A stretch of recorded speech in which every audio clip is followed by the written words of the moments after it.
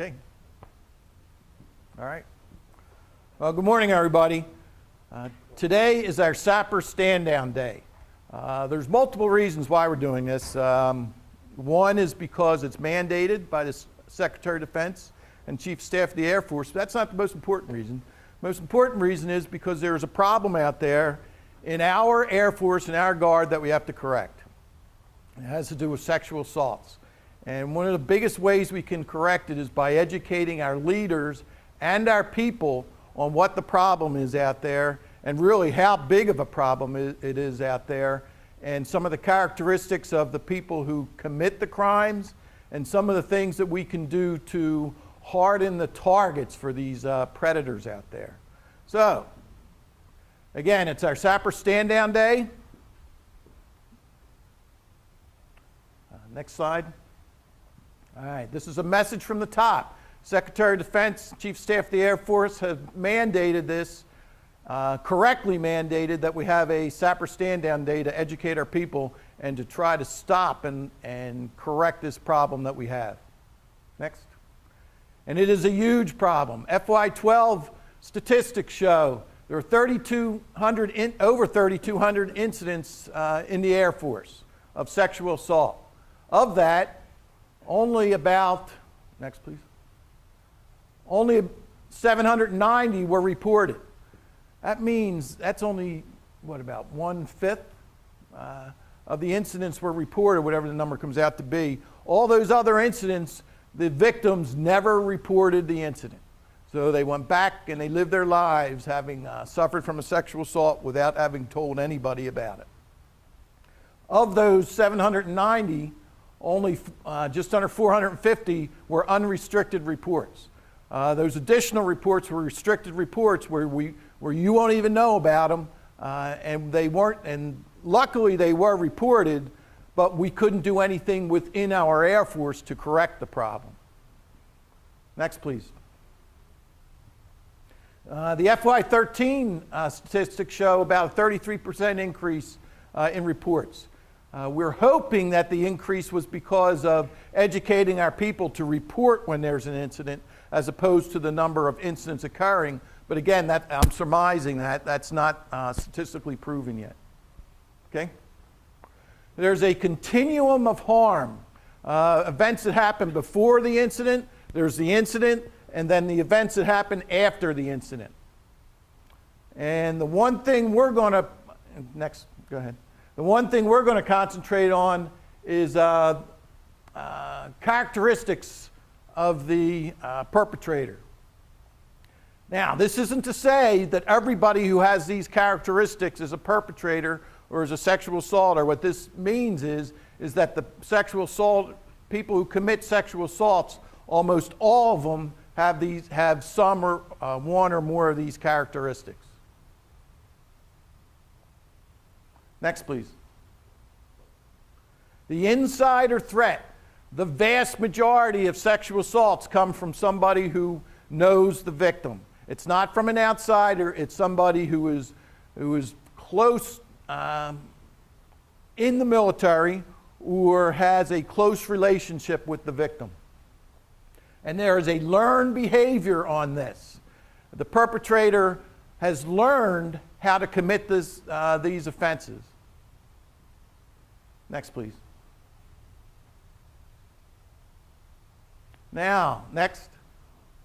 Once the event happens, there's assistance to the victim. And this is a list of some of the assistance that we have for the victims on both restricted and unrestricted reports. Next. Unrestricted reports. The biggest thing we have to do is gain evidence from the unrestricted report. On an unrestricted report, we have to act immediately so that we gain and we don't lose that critical evidence so that we can catch and prosecute the perpetrator. Next, please. But look, there's no slide for restricted reporting. That's because you won't know about restricted reporting. There's not somebody who's going to come up to you and tell you, hey, you had a victim in your unit who filed a restricted report. That's because it's restricted, and nobody is allowed to know about the restricted report. A recent study. This is what's really pretty scary. And we talked about learned behavior. Only about 10 is at a college. Only about 10% of the rapists were single event rapists. 90% of them were multiple offense rapists. That is a learned behavior. In the Navy, a naval study shows it's even worse. 5% of them are single event rapists, whereas 95% of them were serial rapists, averaging 8 victims per rapist. Next.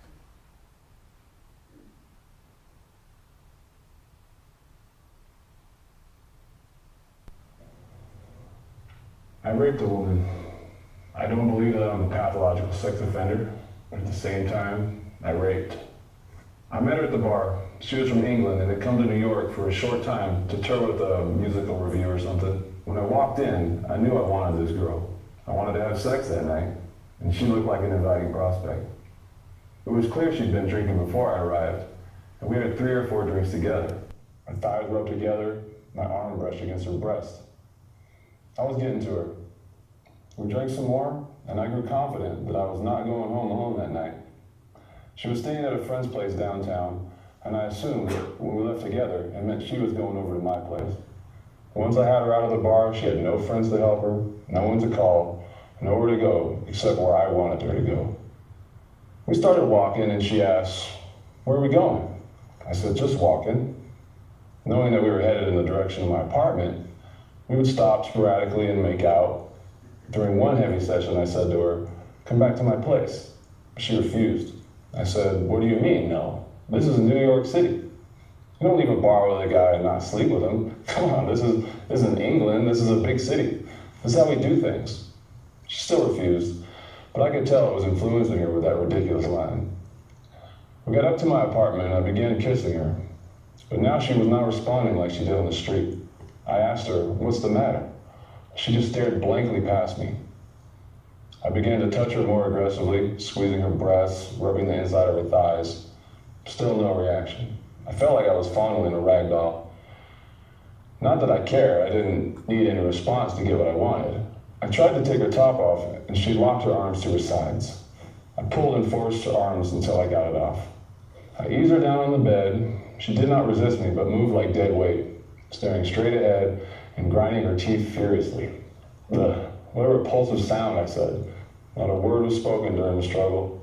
Just me trying to get her legs apart and her trying to get them back together. It was primal. Sex lasted about a minute or two, and when it was over, I had the familiar aftertaste left by unsatisfying sex. My coercive power, which had been so relentless 5 minutes before, was spent. The manipulative force I had used left me empty.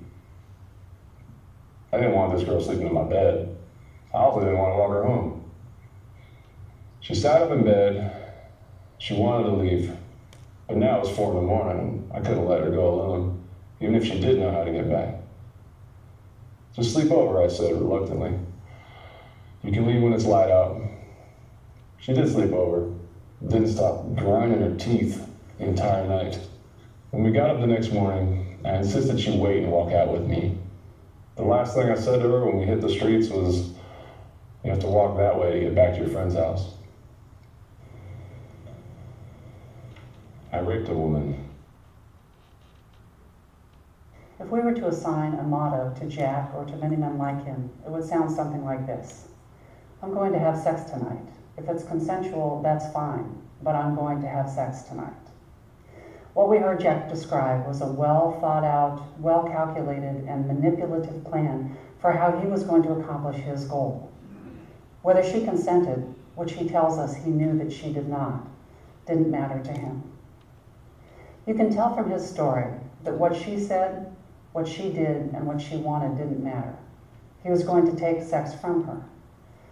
Consider if we had only heard her side of the story.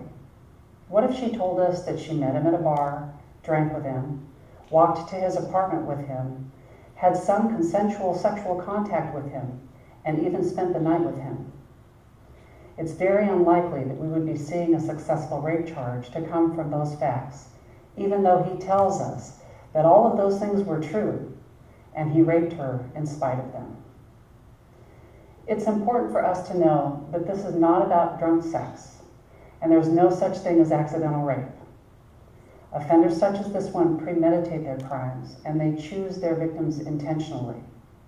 They also use alcohol to very intentionally help disarm their victims, and they ignore the signals of non-consent. You also heard Jack describe how the victim acted once she realized what Jack was about to do to her. She was non-responsive when he tried to kiss her. He described how she just stared past him and didn't respond as he squeezed her breasts and rubbed the inside of her thigh.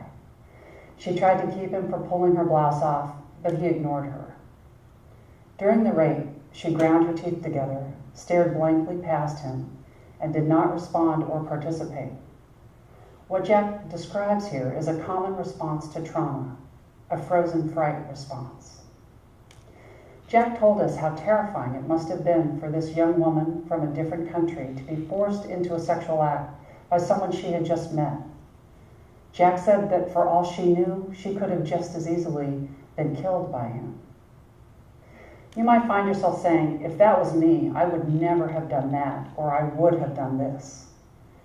We respond like this in part because none of us wants to believe that this could ever happen to us.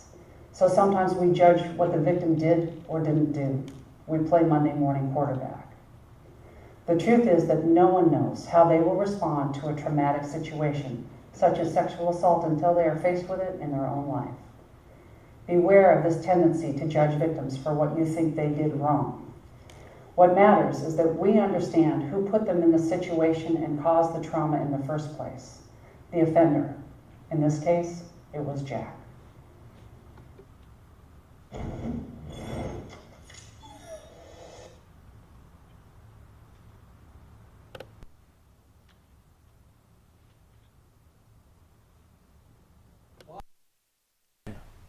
You can see that up there. I don't know if we can affect Jack's behavior. I think he's probably too far gone. But what we can do is when we find out about Jack's behavior, we can prosecute it. And what we can also do is make the victims understand that they are the victims. They are not the ones that should feel guilty about an event. They are the victims, and we have to make it known that they are the victims and make those who are the victims of sexual assault, make them understand that they can come forward and make it less of a stigma and make it okay for them to come forward and give them all the help that we can give. We often talk about we're a Guard family, we're an Air Force family. Well, we're a Guard family. Imagine this was your daughter or your son out there. So how do we protect them? Part of the way is to dissuade the offenders from seeing this as a ripe environment for them to go out there and hunt, because they are hunting. They are developing methods to be successful in their strategies to find victims. But what we can also do is educate the victims, or educate the potential victims, and make them, to use a military term, make them more of a hardened target. We don't want them to be a soft target, an easy target for people. We want to make sure that they understand what a wingman is, to ensure that if people go out in a group, that they don't lose one of their airmen and let that person fly off alone, that we're watching out for each other. And we have to educate our wingmen, our sons and our daughters, about how to make themselves harder and to understand that they may not think that there's predators out there. They may not think that there's people out there who are targeting them, but there are. And to make sure that they understand that when they put themselves in a situation like this, they are becoming a softer target and they become vulnerable to the actions of a predator. Next, please. The good news is that the majority of people in the world are good people, that they will not commit these offenses.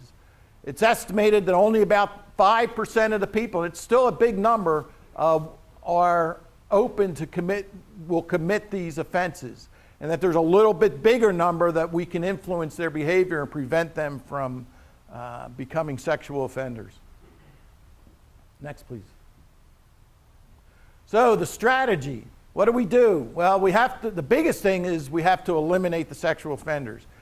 We have to first educate our airmen on what a sexual offense is, what constitutes a consent, what is acceptable and what is unacceptable.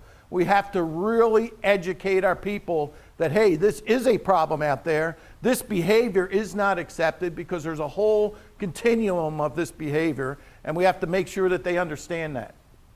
Next, please.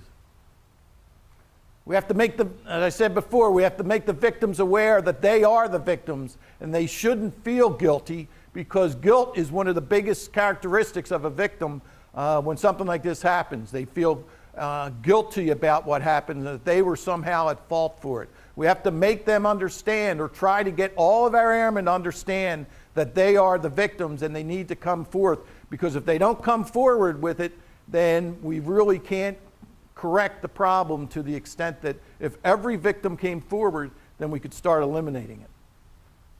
Next, please.